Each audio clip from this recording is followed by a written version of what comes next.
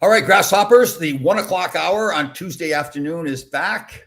I've done a little bit of therapy on myself. I'm okay now. I was a little upset there that Jackie was getting me more popular than I was, but I'm okay. I'm fine. I promise you. We'll see how today goes. Good to hear. Yeah. How are you doing, Jackie? I'm well. How are you? Very good. This is Jackie Long. I'll tell her story. Well, I'll tell every story so everybody understands who she is. She has a business called Jackie Long Hypnosis. She has a website, JackieLongHypnosis.com, where you can reach her. You can reach her on LinkedIn, on Instagram. I met her husband on a bus coming back from a game during the playoffs with the Rangers. He's a fantastic young man. Really was like surprised me. I guess I shouldn't be. That sounds a bad way of putting it, but really intelligent guy, like leadership. And he told me about you, Jackie. Again, I'll let Jackie do this every show so everybody understands. Again, probably like a lot of us, I had the perception that hypnosis was this thing where Jackie was going to be waving a gold watch in front of me and I'd be babbling like an idiot. Well, I do that anyways. But so you explain to us what hypnosis really is. Sure. And I think that's most people's perception if they haven't had any real experience with hypnosis or hypnotherapy, because it's what you see in the movies, or if you've gone to like Vegas or a stage show, that's kind of what it's, shown as. But obviously in the therapeutic setting, it's much different. And really, we're just inducing a natural state that your brain goes in and out of throughout the day. So a good example is like right as you're falling asleep, right as you're waking up. If you're really engrossed in a book or a movie, those are all great examples of when your brain is already in that, basically a hypnotic state. So during hypnosis, we're just doing that on purpose in order to allow your mind to focus on the goal that you're wanting to achieve, that you're wanting to work on. Because in that state, we're really tapping into the subconscious mind, your inner mind, the one that stores all of your memories, everything. And there you have a lot of resources that you can tap into to help you achieve your goals quicker, faster, easier, more automatically. That's pretty cool the way you said that. You got resources there. Your mind is like a resource, right? Yeah. You do. You know what I was wondering? So particularly during when I started this whole True Grit Life journey, and particularly during the pandemic here, and it's been that bad for a lot of people, but for me, it's been very good in that I've had more time to learn more things. And I've learned more about physical fitness. So I feel like I'm in better shape now. I feel like I've learned more about diets and eating properly and cooking properly. So I feel like I'm healthier for my foods. So mentally, and I'm saying this in a good way towards you, you've obviously done a lot of studying on the human mind and how it works in the subconscious. I mean, do you think you're healthier mentally now because you've studied and you understand your mind better? I think so. Yeah. I think just knowing and educating yourself about these things, you can recognize things, have more awareness of what comes up for you or what you're going through, maybe why it's happening, and find solutions, a lot easier, kind of be able to figure out what you might need. Yeah. Mm-hmm. So you find yourself, let's say your husband and you disagree on something. I know it never happens. You guys are a perfect couple, but so you, in the past, maybe you would have continued to fight or not understood what was going on. And now you're able more to say, okay, hold on, this is ridiculous here. Is that accurate? Well, I would say I've done a lot of personal work on myself over the past maybe 15 plus years. Like when I first ran into personal development, since then, it's been a long time. And I'm always working on myself. So I do think now, and it comes a little bit with age too, as you get older, I think I'm a better communicator now than I may have been in the past. So yeah, in my current, in my marriage, I'm able to communicate pretty well. We can come to like an understanding, even if you don't agree on something, you can kind of figure out a way to, make things work. Right. So just to understand too, I didn't cover this, but if anybody wants to contact Jackie, you can do it on her website or Instagram or LinkedIn. And all the sessions now are done online, so you don't have to go anywhere much. That'll probably continue, right? Did you ever see that date changing? Or that's just the way it's going to be? I think I'm going to stick with that for quite some time. It's nice for my clients. It's nice for me. People don't have to leave their home or after a session when they're relaxed, get back in traffic or get on a train or wherever they're going.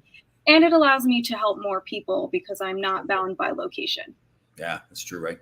I think like the comfort level, because again, unfortunately, there still is that stigma sometimes that, there's something more wrong with you. You've got something wrong mentally. So they maybe feel guilty or whatever it is going to an office, right? So it's more comfortable to stay at home.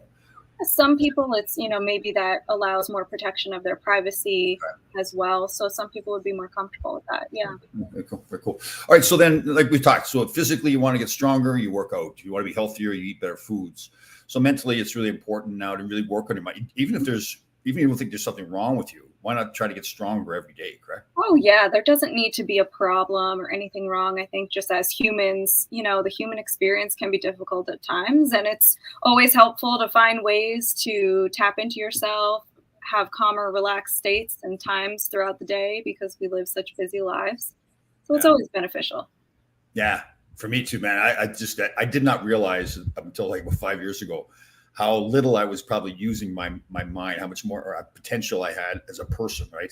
I think that's the big thing for me is that, learning how to treat people better, learning how to learn more. You get caught. I just felt for me, I was getting caught in so many ruts where I'd lived a certain life and that was the life I was going to live. In fact, I would say to people when I meet them sometimes, I said, I live by a code and this is the code and it's not changing. I really would say that to people. Wow.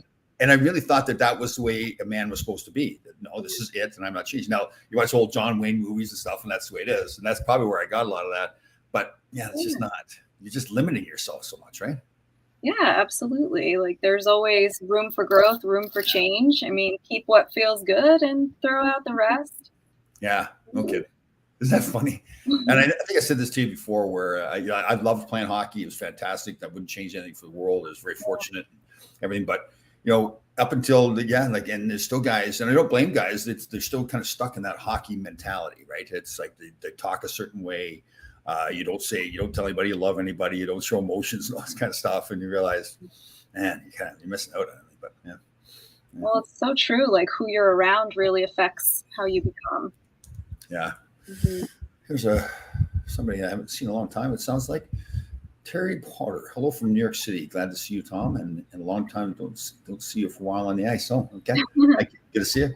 Yeah, it has been. It's been funny. So I haven't played since 1992. I think was the last time I played. Wow. So it's 30 years since I played. Wow, unbelievable. Same thing with my sons. My sons now are 31 and 29, and and talking about all the mental health. I really admire them too. Like maybe it's because they didn't live the hockey life. That I watch them in their relationships and the way they conduct themselves, much more mature than I was when I was their age. Again, particularly with their relationships with one's got a girlfriend, one's got a wife. It is funny too how in society we kind of label everybody a certain age group, like there's millennials and all this, and then the millennials are this, right? Well, right. Not every millennial is the same. Of course not. Of course not. Yeah, it's funny. Yeah. All right. Ron's jumping ship here on me. He was loyal to me. Apparently now that has. Hello.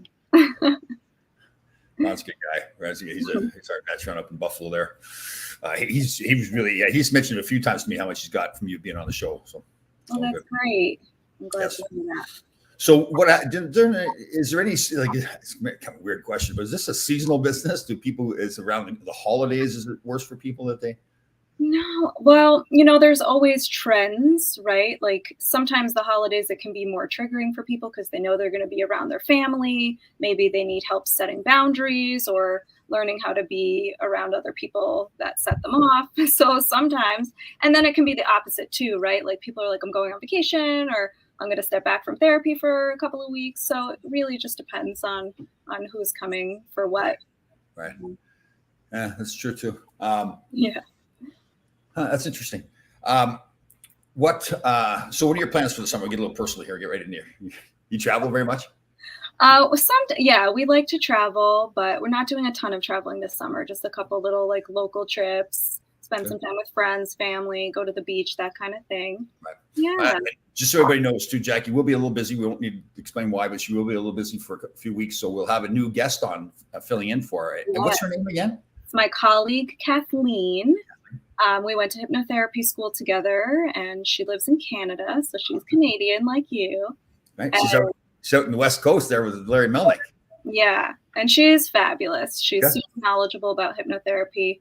She started her practice a few years ago as well, and she's got a thriving practice going, and she's really passionate about hypnosis. It's a second career for her. She doesn't have the psychology background, but I'm sure she'll tell you all about it, and exciting to learn more.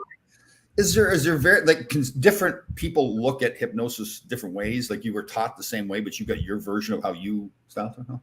Yeah, absolutely. So we were definitely taught the same foundations, the same basics, how to do things. However, you develop your own style and you go on to also, take continuing education courses from all over the place. And so, I know she'll be able to explain things in another perspective, which is always helpful. Yeah, that is true, right? Yeah. But I guess too, like for somebody, if somebody's comfortable with you, right, they'll more want to stay with you, right? Because there's a certain comfort level. Both. Yeah, like if you're searching for a hypnotherapist, all of us typically do, most therapists will do like a free consultation. That way, you want to know if you're going to be a good fit or not on both ends. Right. And then Ron's got ourselves a question here. I like this, Ron. Whoops, where'd Ron go? The scrutiny spread from one ex-friend to another of one's past was brought up. How does one deal with gossiping? Cut that up. One friend should need to explain his reasoning what to do. Hate to be judged. Gossiping amongst friends. Yeah. Woo. That is as much as I do have to catch myself sometimes and get caught in the trap of gossiping, right? You're thinking, then you realize, well, I'm doing exactly what I don't want done to me, right? Yeah, I think it's just very pervasive in our culture, and I don't know why people don't have better things to talk about. But I mean, it's the same thing on the news. It's always bad news. And so my personal advice to that is, confront the person head on, see where that can lead. Otherwise, just move on. Yeah. Yeah, I know. You don't need that in your life, right? If you're working on, surrounding yourself with positive people that actually support you. It is kind of odd how some people are kind of unaware, right? Like they'll be saying, well, geez, that person gossips all the time. In the meantime, they're talking about that person that's gossiping, right? So they're doing the same thing. Yeah, it's tricky. I think it's just about having some awareness and learning to change that behavior if you're wanting to change it. Yeah. So let's say it is a good friend. You don't want to have them out of your life and they're gossiping all the time. Yeah. I mean, sit down and have that conversation with them, right? Say, absolutely. See what their intention is. It's a lot of times their intention isn't to be mean if it's someone that's actually cares about you, right? So, have that conversation that, hey, this makes me uncomfortable. I don't like this. You got to stop doing it, and see what you can do about that. It's, amongst hockey players, ex-hockey players, the person would then probably go behind and start gossiping about you, telling him he didn't want to gossip, right? Both hockey players are like a bunch of old women, really. And I say it's probably not even fair to the old women. I apologize. But it's hockey guys. Sometimes we sit around and we go to events and we just it's a habit. I don't know what it is there. And even when we played, we were like this sometimes. It wasn't all the time, but sometimes you go for a beer after the game, the guys are all sitting around, they just start complaining about everything. There's no need to complain.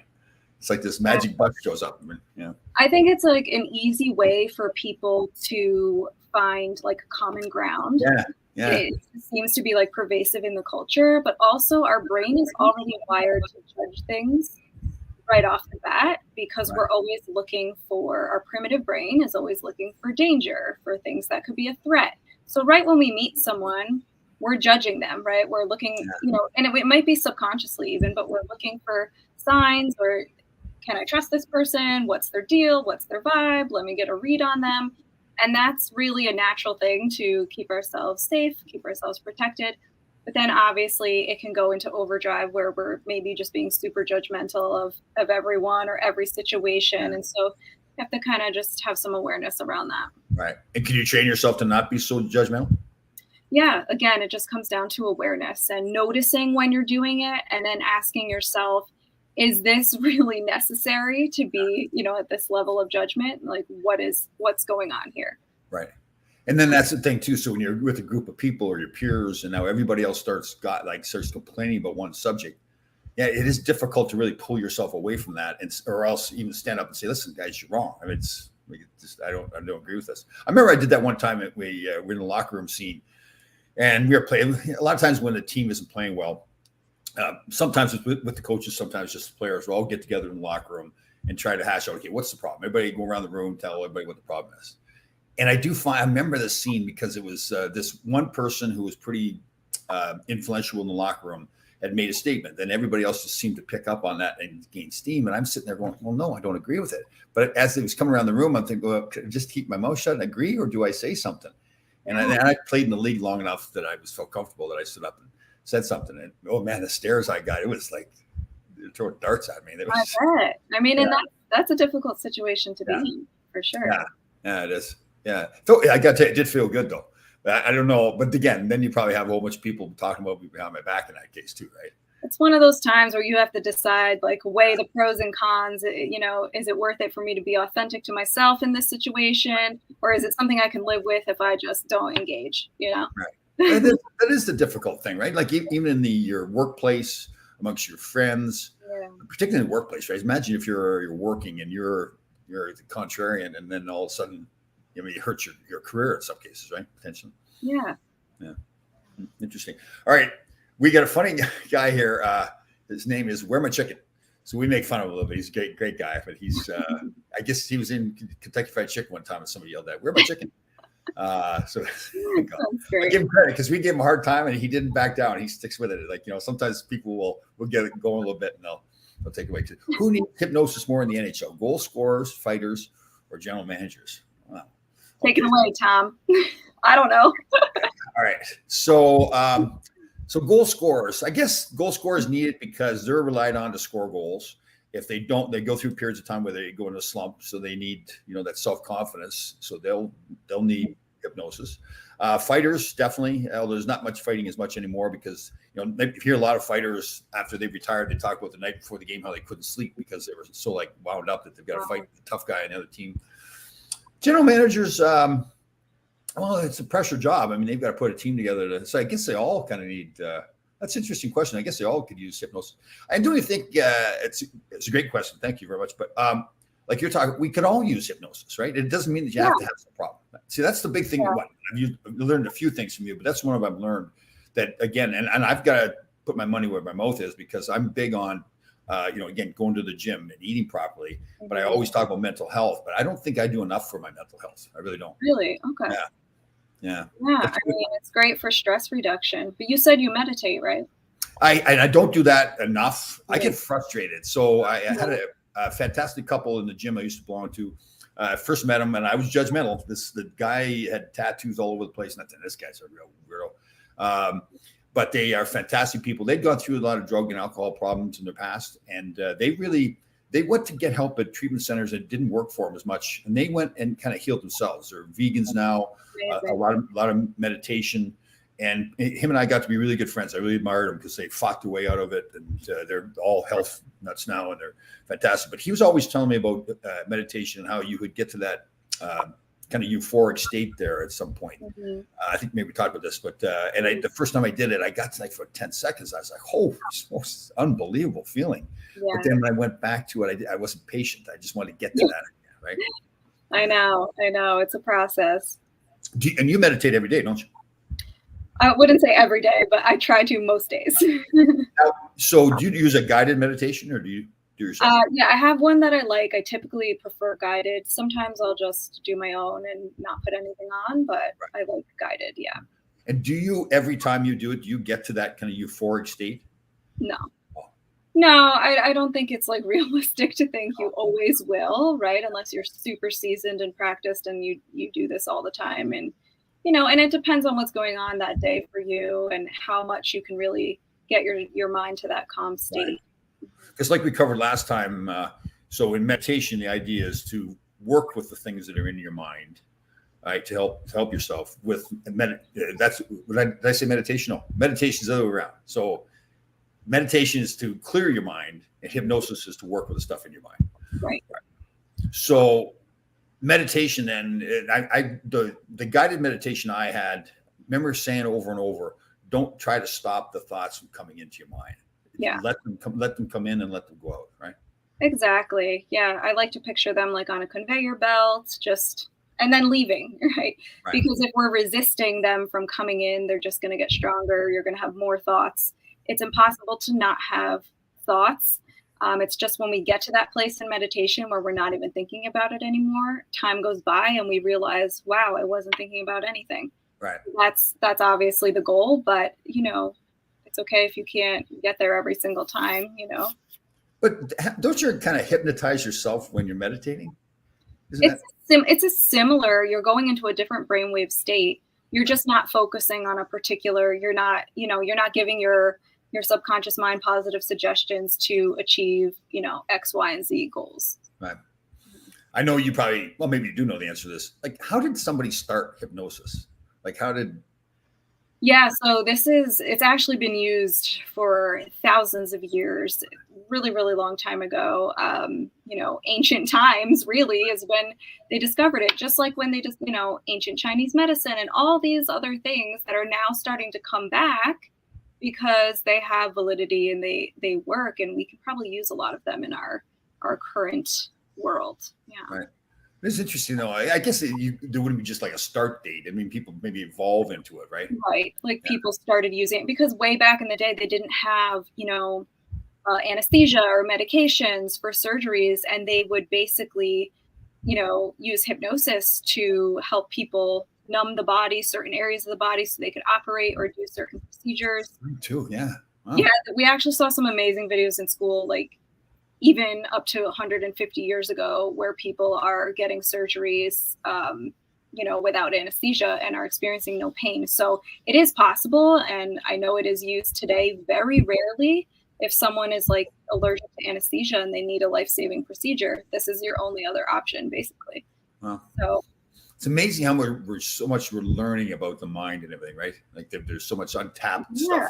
It's super powerful. We definitely don't use all of our brain, all of our mind on an everyday basis. And you can definitely tap into a lot more of it learning this kind of stuff. Yeah. Mike Jenks has a good question here. How long does successful hypnotherapy last? Is there a shelf life?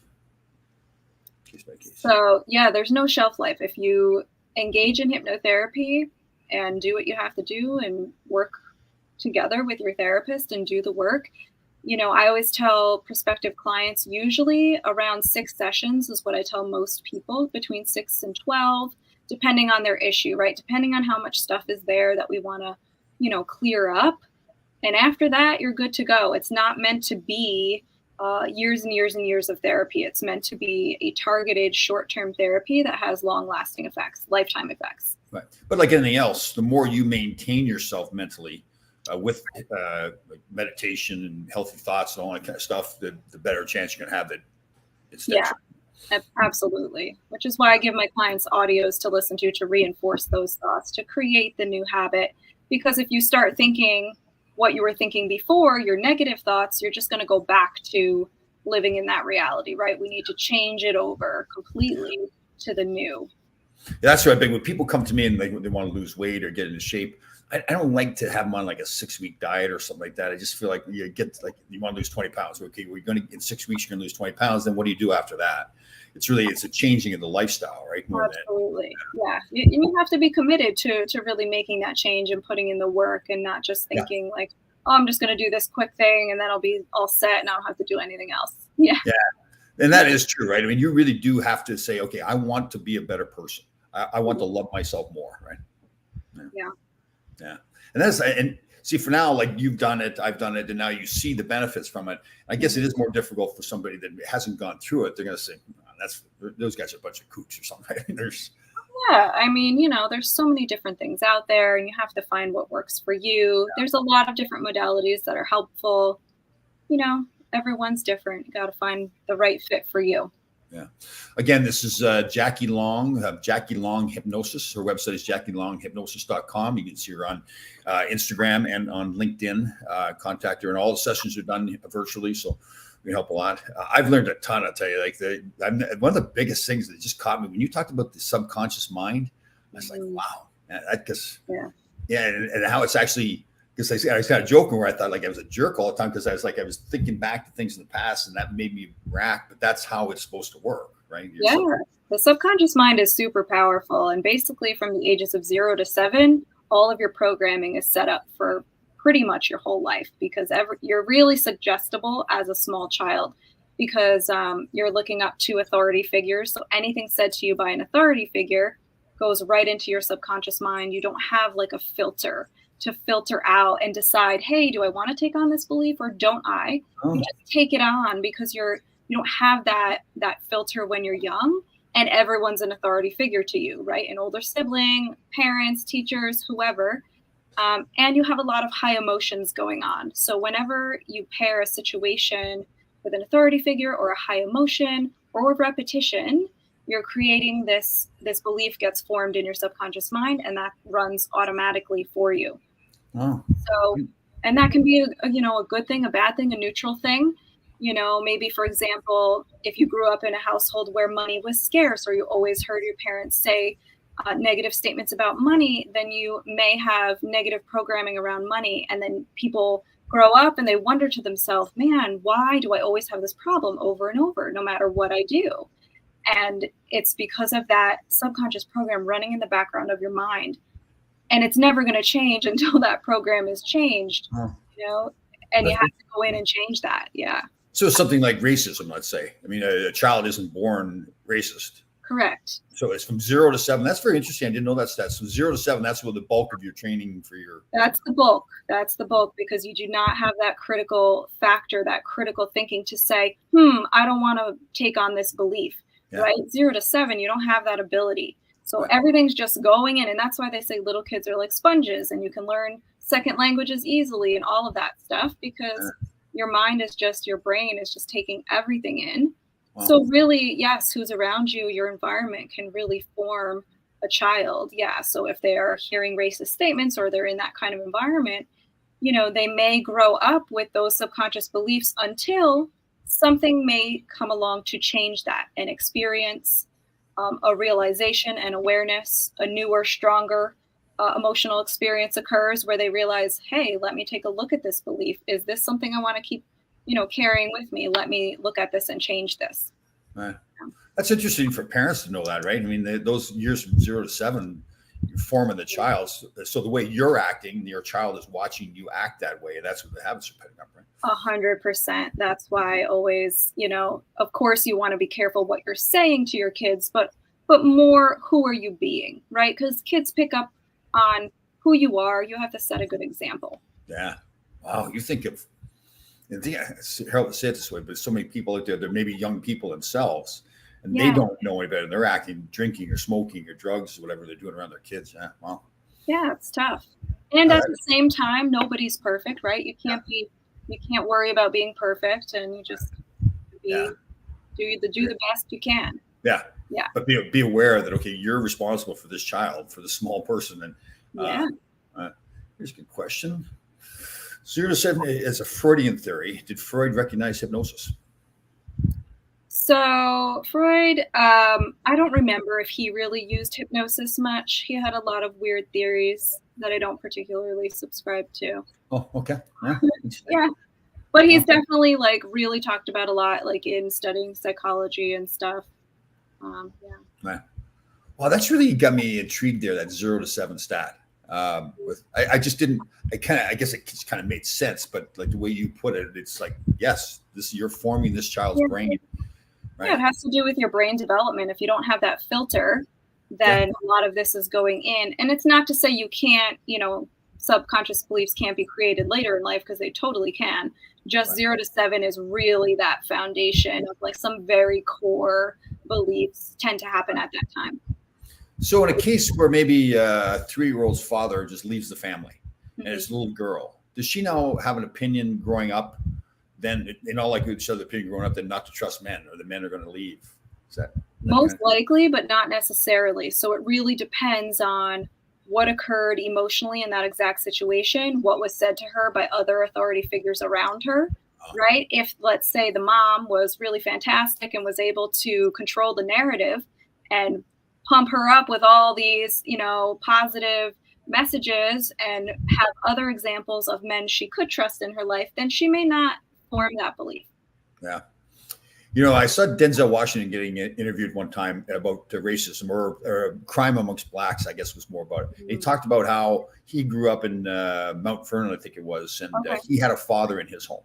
And he had 2 friends who he grew up with who did not have a father in the home. And at the age when they started getting into trouble, Denzel didn't get into trouble anymore because his father wouldn't let him. And the other 2 boys ended up going to jail. I think spent quite a bit of their life in prison. And it was interesting to see that how, the father, and how he related that to, there's just too many black homes without a father in the home. and that had in the past it was the opposite way. And I can't remember the number. It's like 20% or 80% of the homes didn't have a father in the house any longer. And then he really attributed that to a lot of the reasons why Black people were getting into trouble and everything. So I just thought it was interesting that the role of the father at that young age. And again, I'm talking about the father, the mother obviously as well, but it just seemed like it was more of an issue with the father leaving. Yeah, I think especially for young males, I've seen this in the schools as well. Any young male, it's so important for them to have some kind of father figure, or just like an uncle, or just a positive male role model. Could even be a teacher, really just anyone to, be that person for them. I think it's really important. Yeah, I was very fortunate. My father and my grandfather that we lived next to, and my grandfather on the other side as well, but we were closer to the grandfather on my father's side. They were tremendous role models, work ethic, the way they treated women, their honesty, their discipline, the whole bit.